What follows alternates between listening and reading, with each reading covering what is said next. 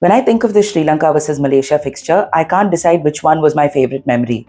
Was it Chamari Athapaththu's century, which ended up completely obliterating Malaysia, or was it that very same person's absolute, utter, and pure joy when she saw 15-year-old Shashini Gimhani take 3 wickets with her left arm wrist spin? Even now, after thinking about this video and I think recording some 5 intros, I still can't decide which one was my favorite, but we'll talk about both in this video, which is the recap of day 4 of the Women's Asia Cup.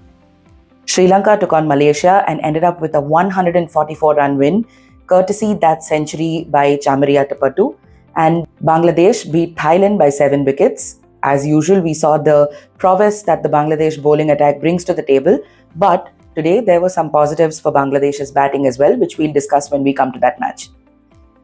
Where do we start with Sri Lanka versus Malaysia? When I spoke about this game in the previous video, I expected this to be a battle between both the bowling sides because I felt they were a little more evenly matched in that department. Batting, I think Chamari just walks away with the cake and she'll probably be finished by the time you even realize she's taken the cake off. And that's exactly what happened today. We saw Malaysia managing to dismiss Vishmi Gunaratne very quickly. Vishmi was the one who scored the 50 in the first game, but no problem, no fear as long as Chamari is here. She's not really had very good Asia Cup campaigns, so the idea was to dismiss her quickly, but that just never ended up happening, and Malaysia ended up helping her by gifting her some sloppy fielding efforts in allowing runs to go through to the boundary and even dropping her on 56, and God did she make them pay. Chamari's innings was very, very interesting. We saw her going a little slow, choosing elegant shots, really finding the gaps in the field and not being her usual brute self early on in this innings. But then, Chamari is Chamari. You can't really change anyone's nature, and her big 6 hitting began very, very soon. Her innings of 119, which featured 14 fours and 7 sixes, was not only her personal best in women's T20Is, it was also the first century in the T20 format of the Asia Cup. No one has ever hit a century in the Women's Asia Cup before in this format. And she also is the top scorer for Sri Lanka in T20Is across the male and female vertical. Now, she already had that score earlier, but this just ended up stamping her dominance there. The highest a male has gone to is 104 by Tilakaratne Dilshan. Chamari did have some help from Harshita Samaravikrama and Anushka Sanjeevani, but on this day, if you'd just seen her bat, it looked like she didn't need anybody there at all. She was largely responsible for 90-odd runs coming off the last 9 overs, and she was extremely brutal in the way she went about her business, especially in the second half of the innings when she really opened up and started hitting those bigger shots with more frequency. A very sweet part of the century was her celebration. We saw her taking off her helmet and really bowing down to the dressing room. We found out afterwards that Chamari's mother was in attendance in the players' box and she had come to see her after 13 long years. Her mother's been battling some health issues recently, and Chamari was very happy to have her in that players' box to watch her do what she does best. This was also a first 100 on home soil for Chamari Athapaththu. So a lot of things really going her way, and she really laid her signature, sort of embossed it on this match. The issue with an innings like this is it takes something really special with the ball to really steal focus. She won the Player of the Match award, and rightly so. She alone beat Malaysia by some 80-odd runs. But there were several other positives as well in the bowling department for Sri Lanka, which is an effort that Chamari has constantly been encouraging and talking up to the press. We saw 4 changes in the Sri Lanka lineup today, with some of the experienced players sitting down and giving younger players, younger bowlers, an opportunity to come and shine. We had Ama Kanchana coming in for Hasini Pereira, Sachini Nisansala replacing Sugandhika Kumari, Kavya Kavindi taking Uddeshika Prabodhini's place, and Shashini Gimhani replacing Achini Kolasurya. This Shashini is quite a character. She's ambidextrous, she's all of 15 years old, bowls some mean left-arm wrist spin, and she ended up foxing 3 of Malaysia's batters today. Of course, her figures from this match, 3 for 9, are her career best so far, but given the kind of talent she put on show today, it looks like she's just getting started, and she might just be a trump card for Sri Lanka's bowling when they sit down to decide the squad for the T20 World Cup in Bangladesh. Malaysia's batting issues persisted. Juan Julia, Winifred Duraisingham, all of these people had stepped in their previous game, but this time no one was really able to get going. Winifred Duraisingham, in fact, was dismissed for a duck. We saw Malaysia struggling at 17 for 3 at the end of the power play, and things just got worse from there. Eventually, Malaysia ended up with a score of 40, and the sole resistance came from Aina Najwa, who resisted for about 40 odd deliveries for her 9 runs scored.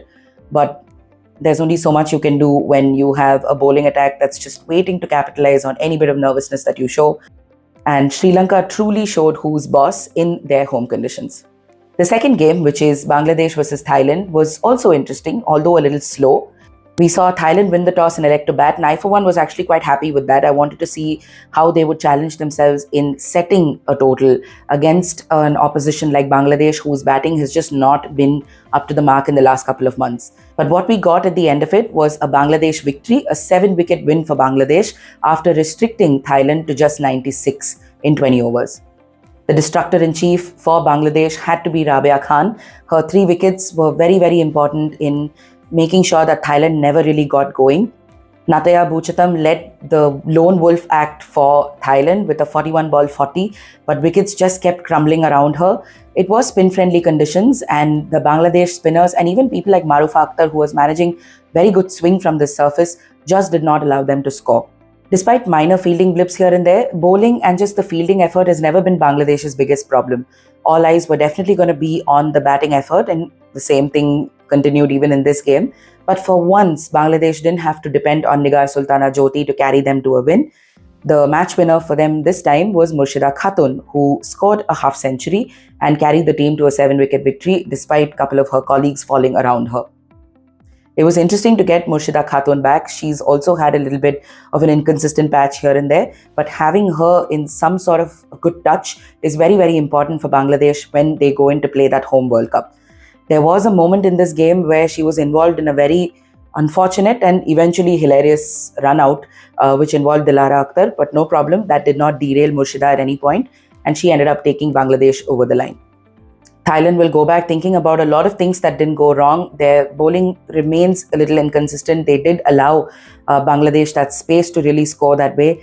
This is a side that knows how to apply pressure, and we didn't see that happening. Also, their decision to bump up Apisara Suvanchandrati, who has batted at number 11, and then you suddenly make her open, that sort of didn't make sense for me because she evidently struggled even in this game, and that ended up just adding on to the pressure that Nataya Bhuchatham felt right on top. Nevertheless, what we ended up with is a 7-wicket win for Bangladesh, and that means Bangladesh has its first T20I win of the year. It also means that they've broken a 10-game losing streak, which I'm sure the management will be very happy about. Little finer details to be tuned with that batting order still to get to wins a little more clinically. But that's again, I guess, a conversation they can now choose to have another day. This win also steadies their ship a little bit in their bid to make that semi-final. But a lot of that will also depend upon how the other teams in the group do. So let's see what's in store in day 5 of the Asia Cup. We've got Pakistan taking on UAE in the first game, and then India takes on Nepal in the second game. India and Nepal is a proper mismatch in terms of David and Goliath sort of getting together in one arena. But it will be interesting to see how Nepal's bowling can really come into play and try and ask tough questions of India's batting order, and then see what they can do perhaps if they're allowed an opportunity to chase.